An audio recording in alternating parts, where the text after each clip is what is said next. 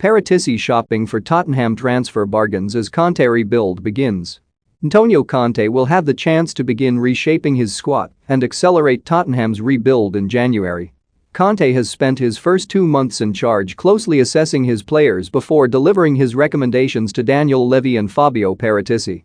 Spurs are in the transfer market for a new forward and right wing back who can offer more in the final third than Emerson Royal, with Matt Doherty among the players who are free to leave as part of the rebuild.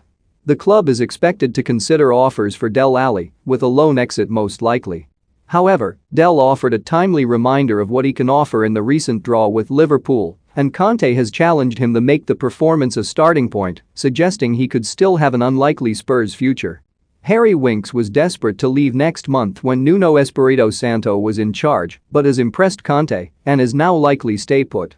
Joe Rodon is expected to push for a move, most likely alone, in order to play more football, with Newcastle and Brighton tracking the centre half. Steven Bergwijn is another player available to leave for the right price.